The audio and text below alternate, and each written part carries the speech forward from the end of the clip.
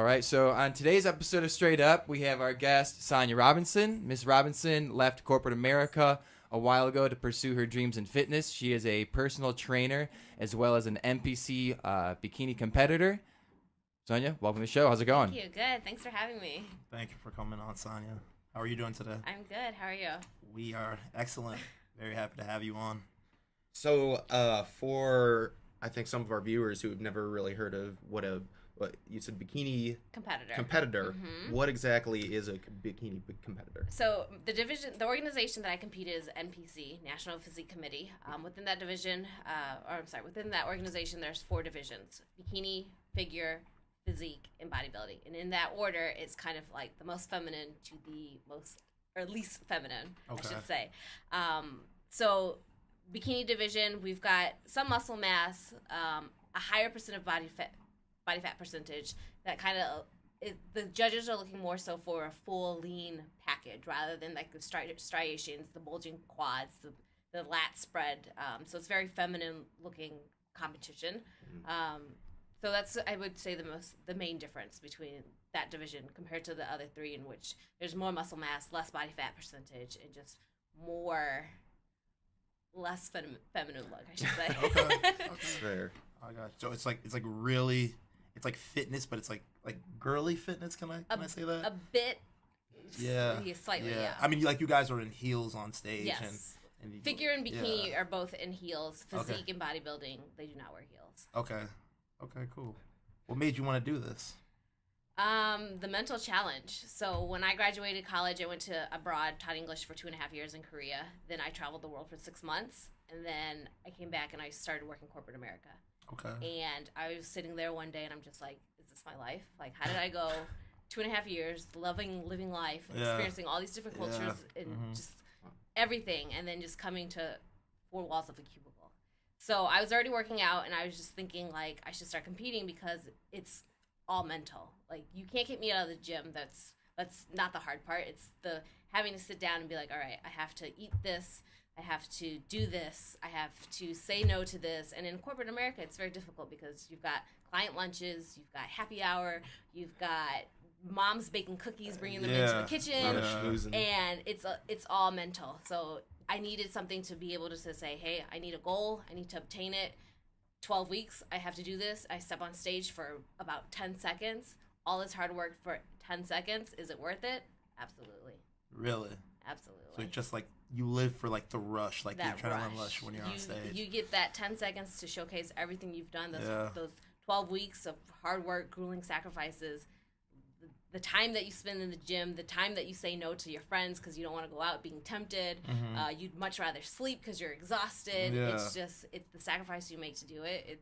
To me, it's worth it. Some people might think I'm crazy, but it was that mental challenge that I needed. Okay. So what's that 10 seconds like? Is it, it's you're on stage, everybody's eyes are on you, so if you're kind of have stage fright, it might not be the best feeling in the world, but for me, it's like, I've got 10 seconds to showcase all my hard work, everything I've done, everything to prove to everyone. The one thing about competing, it's very subjective, especially bikini, because it's like one show, your top 5 girls, it can be one girl's super lean, one girl's not so lean, one girl's not as much muscle. It's very, very subjective, and it's kind of like who you know almost. So placing wise, it's always, everyone always wants to win. I've been lucky enough to my first 2 shows, I placed second, qualified for nationals, but then I did national shows twice. I got last call outs on both shows. So it's a humbling experience, it's a learning experience, but then it's more so, how do you improve yourself? Like, show to show, you're improving yourself, and it's not more so for what the judges think. Even though the ultimate goal for me is to obtain my pro card to be a professional competitor, but in the end, it's like you're in the hands of these judges who God knows what they're looking for.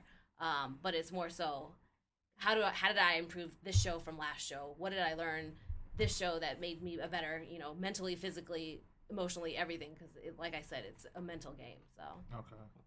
So an entire show, or it's 10 seconds? You get, so judging wise, if it's a 1-day show, prejudging is done in the morning, and then the night show is done in the evening. So in prejudging, that's when you get called up, about 7-10 girls, depending on how big the class is. And the judges will line you up. You'll do a front pose, you do a side pose, back to the front, then you walk off stage. That's when the judges actually tally up, like, oh, this is her score, this is what we liked about her and whatnot. And then at the night show, it's even quicker. You get less time on the stage. You go out one at a time, do your routine, come off, and then they award the winners. Wow. So what's your workout routine and diet like for these 12 weeks? 12 weeks. Diet training wise, it never changes. I lift 5 days a week. I hit every body part. I do high volume training. So one day would be legs, one day would be shoulders, one day chest tries, one day back and bis. So 5 days, so 2 days on, 1 day off, 3 days on, 1 day off, and it's a rotation. The only thing that's different is the amount of cardio I do. So in the off season, I actually do it to where I'm not doing any cardio because I like cardio, but cardio sucks. You can say not the biggest. It really sucks. Cardio can kick rocks. Oh my goodness. I'd much rather do. I like cardio. I would much rather do high intensity interval training, which is 30 seconds on, 30 seconds Right. off. Yes. That is like works 20, really 20 well. minutes rather than like 45 or an hour Yeah. minute of steady state cardio. Mm-hmm. But mainly the cardio and the diet changes. Overall, I stay pretty lean throughout the year, so I don't have to go through a grueling 12 weeks to drop 20 pounds. So my eating is very healthy. I eat a lot of complex carbs. I eat a lot of simple carbs, healthy fats, lean proteins. It's just the amount that I eat, in competition seasons. Obviously, I'm going to be in a caloric deficit rather than being at maintenance or caloric surplus in the off season. I have no idea what you just said. I know, right? Sonya's talking Yeah, in like those sciencey fitness Sorry. caloric. so something. So the amount of calories I eat during in prep and then off prep is the main difference. Okay. So obviously in prep I'm eating less because I need to. How much research did all this take for you to get this down right off the top? A lot. I do a lot, and that's the funny thing. Like while I was in corporate America, like the couple of sites that I would be on my computer, like bodybuilding.com or muscle and strength development or women's fitness XR, like those are the ones That's cool. Like every time my boss would walk by, I'd be like, all right. I'm working. I was not looking at that. Yeah. And then that's the embarrassing thing too, because like there'd be like half naked pictures of people, and it's not like I'm not looking at porn. I'm like looking at people, of course. people at the course, gym. of And course. I'm just like, oh you can my tell, god, you can tell our please don't. viewers that. Oh my goodness. That's crazy. I'm not looking at cool. porn at the No, office. I it's cool. promise. No judgment. Oh man. So, how intense is the competition?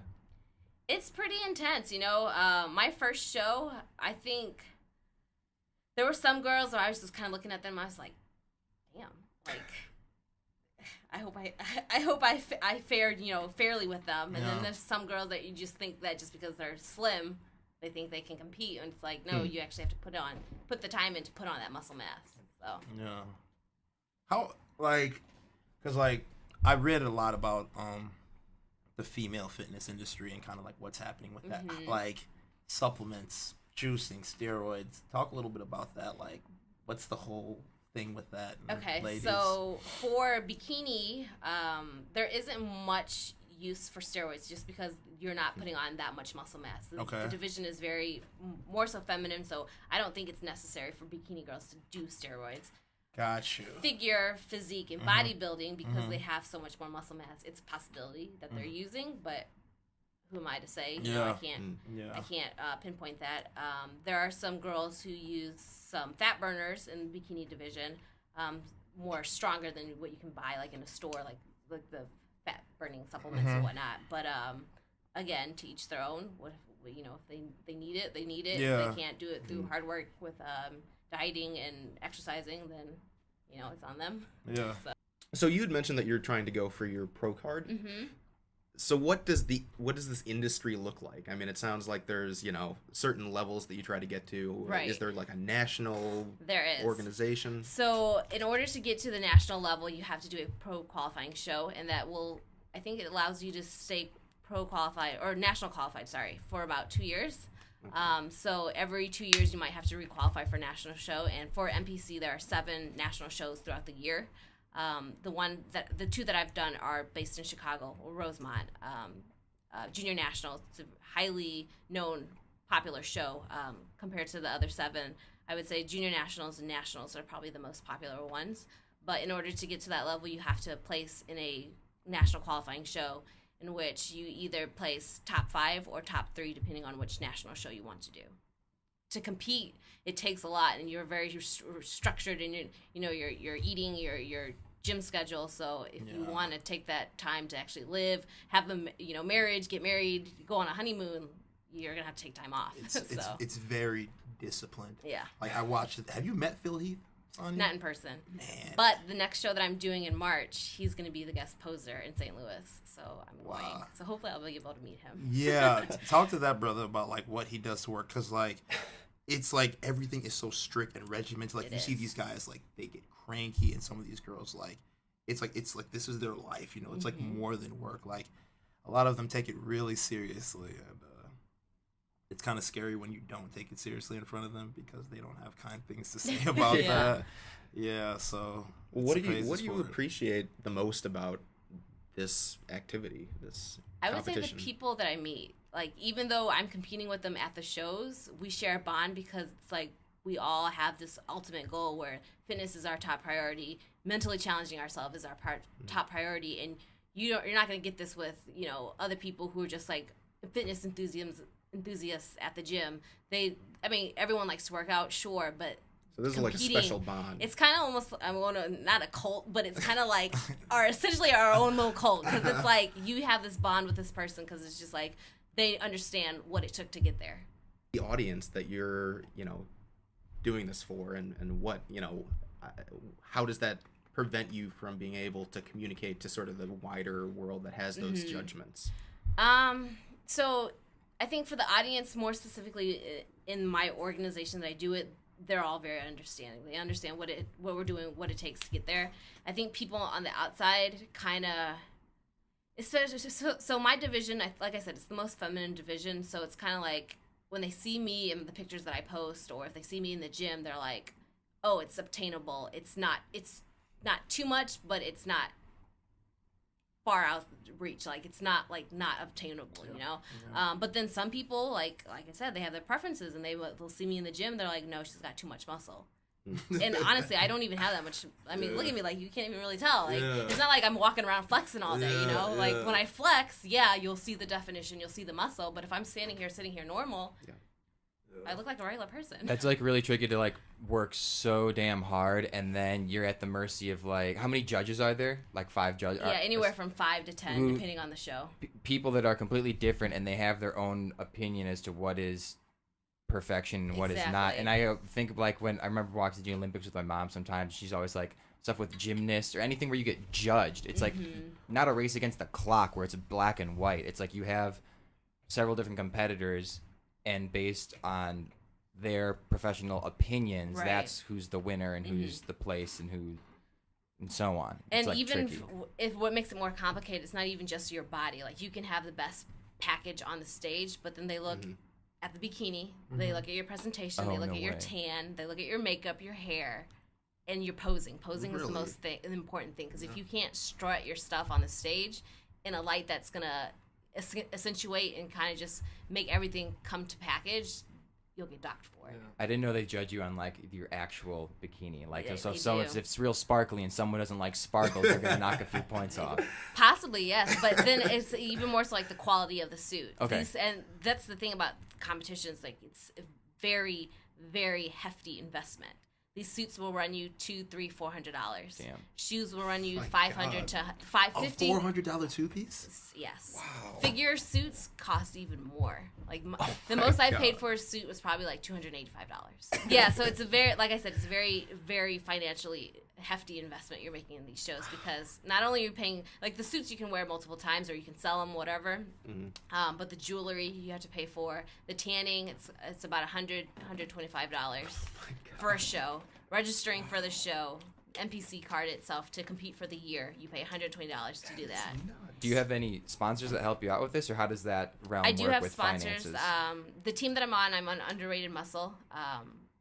We have a sponsorship through Ravish Sands, so we get a little bit of monetary help with the suits that they provide.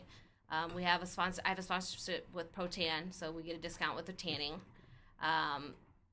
All Glitters and Gem is the jewelry company that I have a sponsorship with, so we get a discount there. And then a supplement company, Lenny and Larry's. you get a discount with them as well. Okay. So the support system, it helps. Having your family support you, it helps. Friends that are understanding, it helps. But then again, you lose a lot of friends too because they're just kind of like, why don't you just skip the gym today, or here, have one bite. That's the difference, though. Like for someone like me, if one of these guys said, "Hey, just skip the gym for the day," I can do that. Yeah. But like what you were saying way before, when how regimented and strict it is, and it's like you barely have enough time for yourself after going through the motion of training. Mm-hmm. And I feel like girls are reluctant to lift. Yes. Like I say it to definitely. I'll ask girls like, hey, would you like to come lift with me? And they're like, I mean, I'll work out, but I'm not lifting. I'm like, why? Like, I spot you, you spot me. Like, it's a team thing, you know? And it's like, it's the lack of knowledge and the misconception that they think that if they pick up a 10-pound dumbbell, they're just going to explode and have some Arnold Schwarzenegger arms. I know. I don't want to be like a man. Like, I've heard that so many times. Women do not have enough. They don't produce enough testosterone in their body. They're not. You would have to lift super duper heavy, and I'm talking about like 50-pound dumbbells for years and years and years, eating a ton of protein. We've looked at that. Just beefing up, Exactly, and it's just there's no way for you in order to get that big. It's not going to happen overnight. Putting on muscle, men and women, it takes time. For women, it takes even more time just because we don't produce testosterone. So it's not like you're going to do this 12 times and then bam, you've got 22-inch arms. Like, it's not going to happen. That's what I've been saying. Ladies, it's okay to lift. Like, it's more than okay. And if they want to change their body composition, they have to lift. Because running, cardio... What are the benefits of lifting for so just the many average benefits. person, average woman?